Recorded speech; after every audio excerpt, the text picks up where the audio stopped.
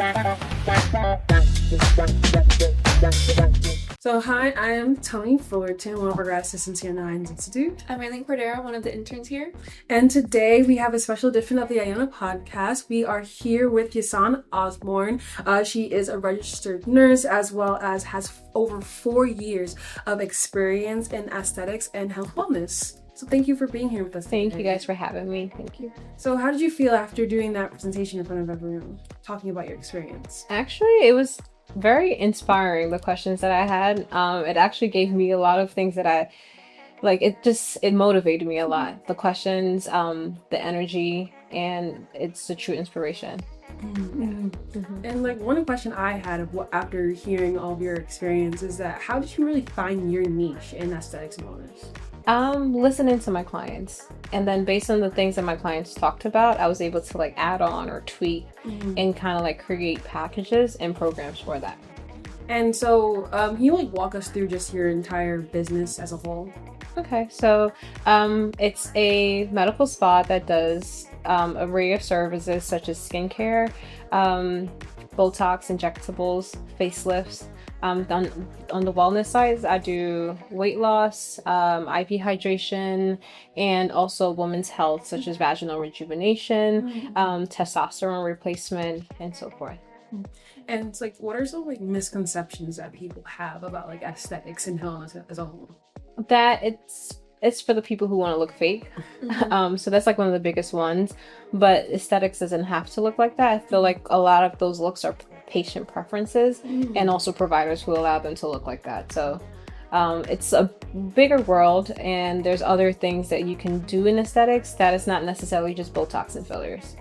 So what would you say are some crucial skills or qualities to have in this industry? I will say organizational skills, time management, leadership, and also learning customer service. That's a big one. What about some advice that you would want to give to people that are also in that same journey as you, going to healthcare and to aesthetics? To invest in your education, to really learn everything as much as you can and then apply it to your practice. So a lot of the things that you may do from before you've gotten to that point of aesthetics, whether it was working at a clothing store or doing clerical work, it all comes back in and ties back into your business at some point. And how would you say that your network or mentors have helped you along this journey? Being a source of guidance. So when I felt unsure about something, they were there to basically supplement and to provide comfort when I needed to move forward to the next step. And one question I had with aesthetics, a lot of it is about like image, right? And there's a big thing with like on social media about how body shaming and different things like that and how that has affected the younger generations. So how do you balance that with people who are trying to enhance their beautiful features and as well as their like self-confidence? So for me, what I like to do is basically point out all like because beauty is in the eye of beholder, right? So what I may deem as pretty, the person may not, right? So a lot of it is really just highlighting that we're all beautiful, and there's some features that you probably just want to enhance, but it's not like to take away from your natural look. It's just to really just give you more of a youthful, rejuvenated appearance. So it's not, for me, it's never about looking fake or not looking what you're supposed to look like. It's just kind of like, okay, if I have bags, I probably just want to look more awake. And it's just really just taking my time with that. I think it's very important that you cater to your audience and, you know, being able to work with them and like decide what suits them better. What would you say are some obstacles that you faced in your personal life that would transition into the healthcare and then your aesthetics part as well? So personally, again, I said it in the thing, I'm not a girl that has like a big group of friends, right? And I mainly have mostly guy friends. So like trying to go to female, I'm like, hey girl, like let's go do this. It's like, okay, I don't even know how to do this, right? So that was like a challenge that I had to like learn to like, okay, Tiff, it's like just stop. It's almost like childhood trauma in a way. Like I had to learn to kind of like heal from that so I can be like more comfortable around a woman energy and like say like, hey, I do this, so would you like to come here, and so forth.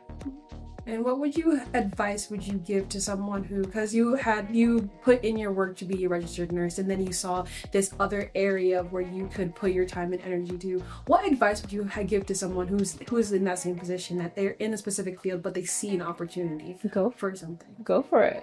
Learn about what it is, and if you're just gonna like educate yourself about it, try it, and if you like it, then you take your steps and you could dibble dabble. There's people who are still like bedside nurses and are still doing aesthetics. There's doctors who are still seeing people in family medicine and are still like doing surgeries. So I feel like just finding out if you're happy with it and just taking those steps towards it. Yeah, and then in time you'll know if you need to just be fully over there.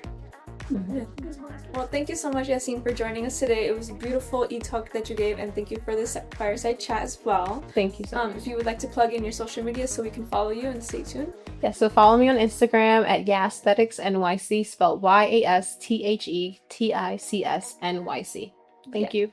Yes, and then also be sure to follow us on all our social medias at the Heinz Institute, and we'll see you in the next one.